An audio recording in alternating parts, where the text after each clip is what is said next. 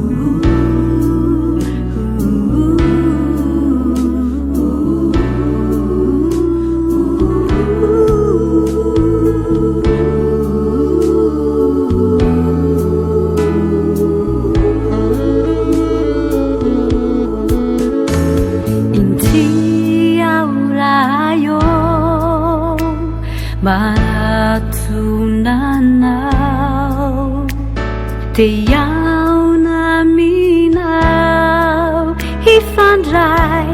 aminao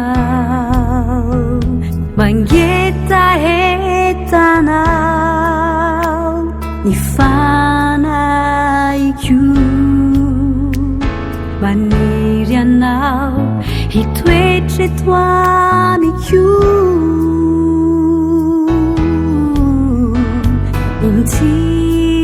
rayo kasihunifuku tikuyanao mabunautuku ewaminao nutikuitwerana fanaceanao nufasambarana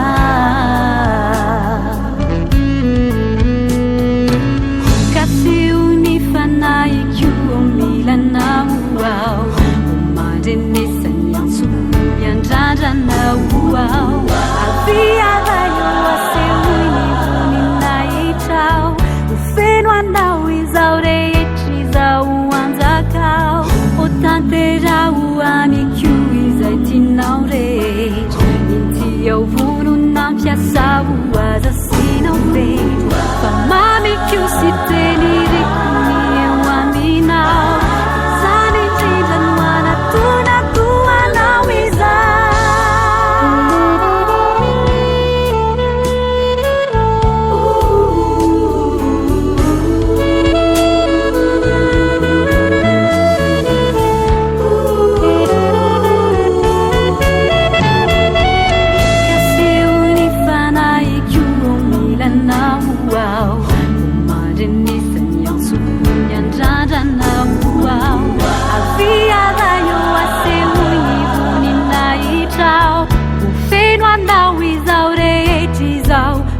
Zakau otanterau amikiu izaitinauret inti eu VONONA piaçau as assinam bem famamikiu se tenirikuni eu aminau isanindina anatuna kuanau izau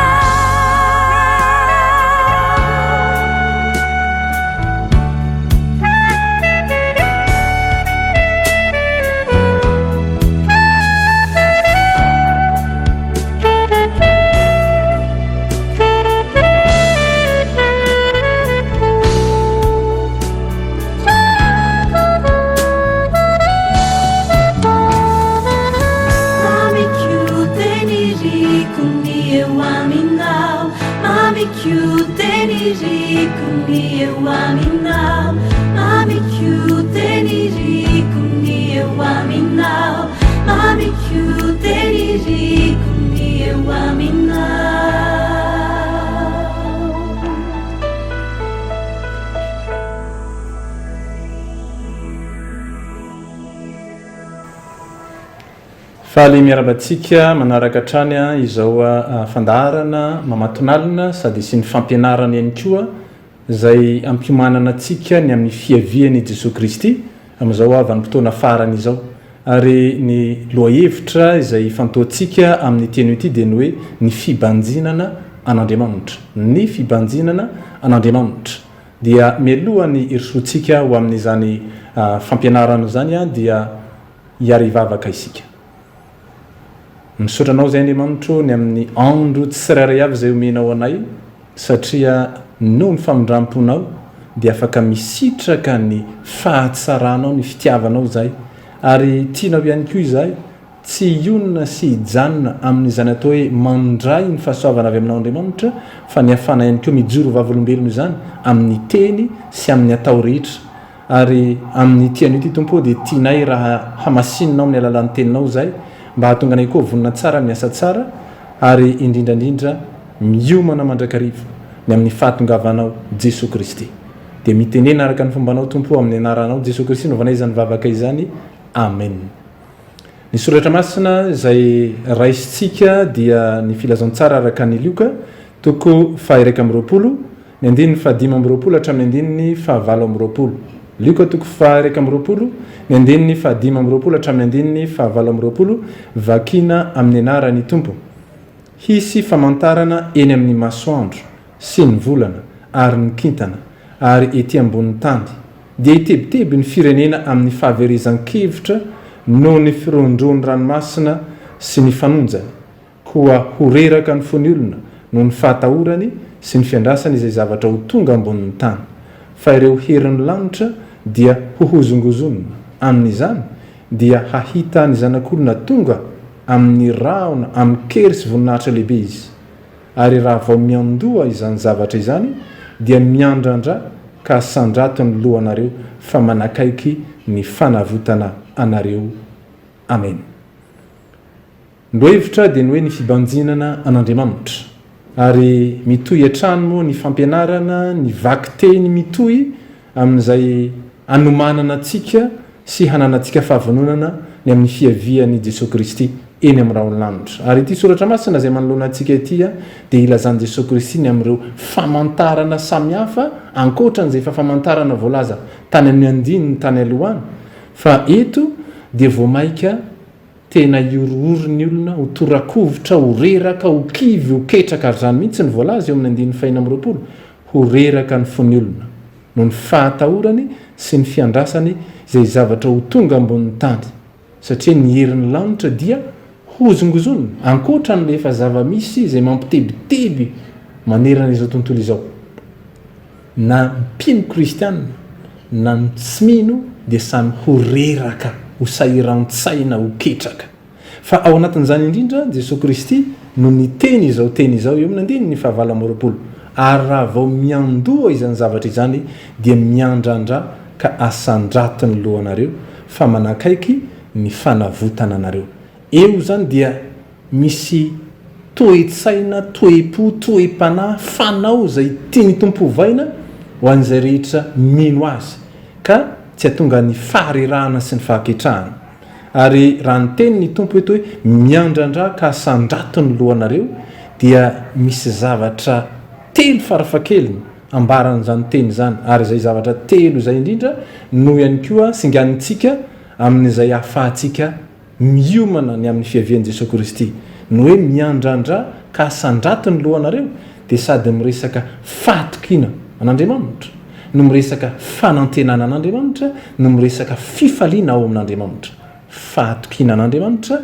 fanantenana an'Andriamanitra ary fifaliana ao amin'Andriamanitra. Ho andalaintsika izay zavatra telo izay. Ny voalohany dia ny hoe fahatokina an'Andriamanitra na koa hoe finoana an'Andriamanitra. Ny olona matoky an'Andriamanitra sy mino an'Andriamanitra dia mampifantoka ny tenany manontolo amin'izay azony antoka tsara ary Andriamanitra ray zanaka fanahy-masina no azo antoka. Dia vokatr'izay dia tsy maintsy mitombo ilay fifandraisana amin'Andriamanitra mba hitombony ny fahatokina an'Andriamanitra. Averin'Andriamanitra tsy maintsy ampitomboina ny fifandraisana amin'Andriamanitra mba hitombony ny fahatokina an'Andriamanitra satria raha ny zava-misy atrehina mantsy ilay sady mandreraka no mahaketraka dia voamaika dia hampanalavitra atsika amin'Andriamanitra lasa hifantoka amina olana sakana isika fa tsy hifantoka ao amin'Andriamanitra. Dia eo indrindra no hitaoma ny soratra masina atsika ny hoe miandrandra kasandrato ny loanareo zany hoe mibanjina an'Andriamanitra, matoky an'Andriamanitra, ampitomboy ny fifandraisana amin'Andriamanitra amin'ny alalan'iny ny tenin'Andriamanitra, ny vavaka, ny fiombonam-bavaka. Ireny dia mampafana indray ilay fahatokiana an'Andriamanitra, ary izay no amporosiana antsika amin'ny vanim-potoanany hoe fiomanana sy hanana fahavononana hitsenana ny Kristy eny amin'ny rahaon'Andriamanitra. Ny zavatra faharoa araka nambara teo dia ny fanantenana an'Andriamanitra. Ny olona matoky an'Andriamanitra dia tsy maintsy manana fanantenana izy, fa tsisy olona matoky zany ka tsy manana fanantenana. Tsy maintsy manantena an'Andriamanitra izy. Ny hoe manantena indray dia mampifantoka ny aminao manoloana ny zavatra ho avy, zany hoe misehatra indray zany mitaky fotoana ka nompanana n'ilay fifantohana, ary vokatrizay dia tsy maintsy manana faharetana ary vonona ny aritra. Ny fanantenana izany dia mamola vola asianao hanana faharetana sy hiaritra ihany koa eo alohan'izay zavatra misy, ary izany dia anisan'ny toe-panahy araka an'Andriamanitra izay mitaomana antsika mba tsy ho ketraka sy ho reraka isika. Fa ny olona manana fanantenana ny mampiavaka azy dia mbola vonona ny hanohy ny dingana izy, fa tsy ho variana amin'izay sakana misy izay lalovany. Ary hitaomana antsika zany tantara anankiray fantatsika laotra ny amin'ny tantarany i Abrahama, izay efa ela izy no niadivaritra ny amin'ny hananana zanaka fa tsy nanana 57 taona, 20 taona, 70 taona, 100 taona. Fa indray mandeha rehefa niteny tamin'ny Andriamanitra ny hoe izaho no ampinga sy valim-pity lehibe indrindra ho anao hoy Andriamanitra, dia avy hatrany izy nanararoatra ny hoe fa ahoana ary zany ka ianao miteny an'izany kanefa izaho tsy manana taranaka. Dia nieritreritra izy nanao kadikady hoe lay mpanompo ao an-trano zany na lay irakiraka no handova azy, fa Andriamanitra no niteny tsia fa izay ateraka ao, ateraka ny saravadinao. 100 taona izy efa tsy nanana fanantenana. Fa rehefa niresaka tamin'ny Andriamanitra momba an'izay dia somary nitanondrika izy, satria izy ao anatina tranolay no niresaka amin'Andriamanitra. Andriamanitra no niteny taminy, nitondra azy nivoaka ny tranolay, ary niteny taminy manao hoe miandrandra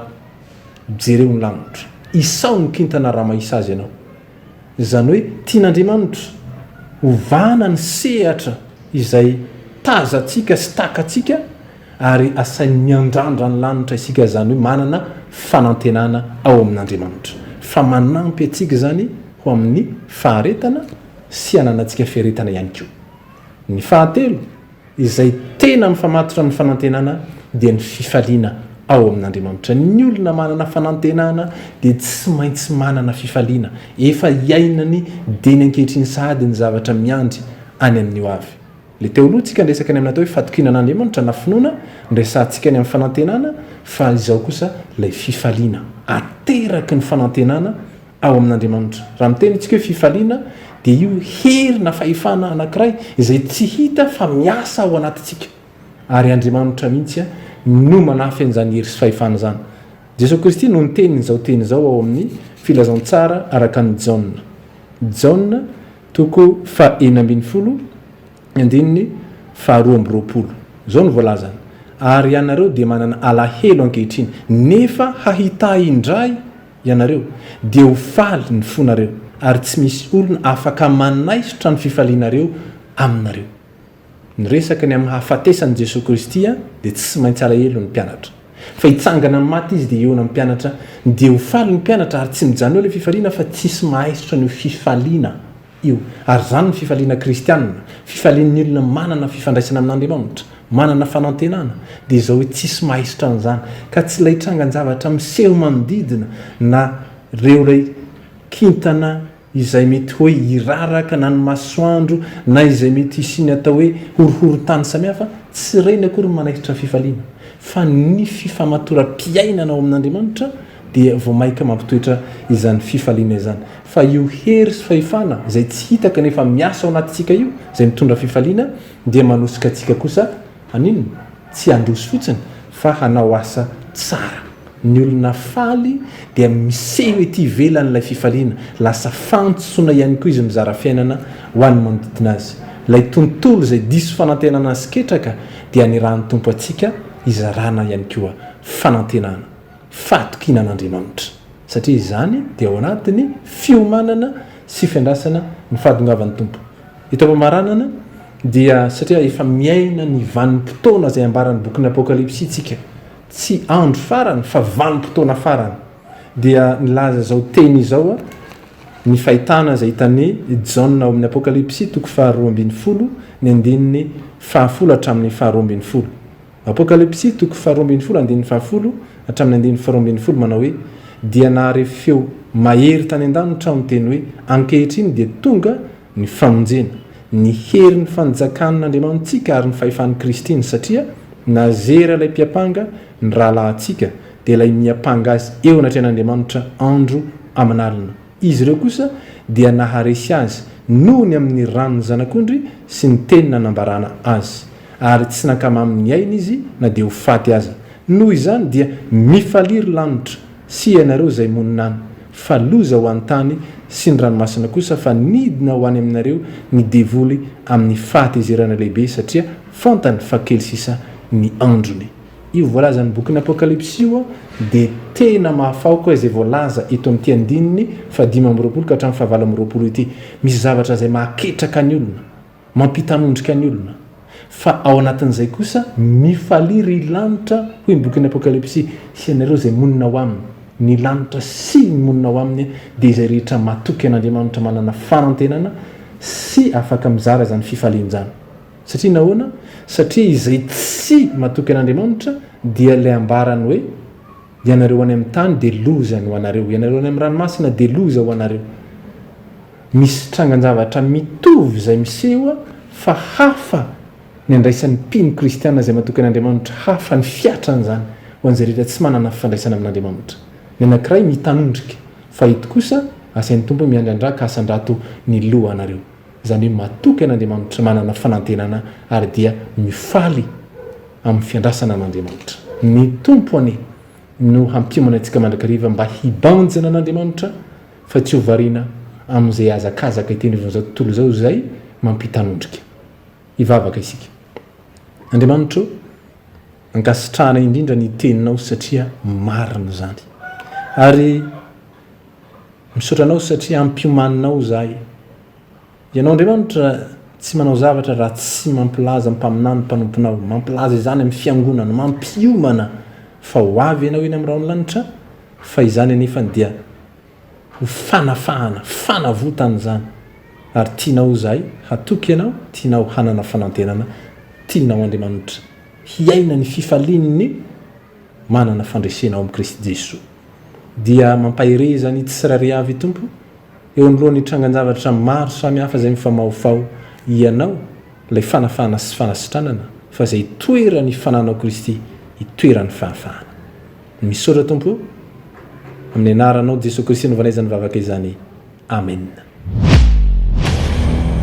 koa miambena ianareo fa tsy fantatrareo zay andro hiaviany tompotrano na ho ariva na ho mamatonalina na ho maneno akoho na ho maraina marika toko fa 13 andininy fa 5 amin'ny telopolo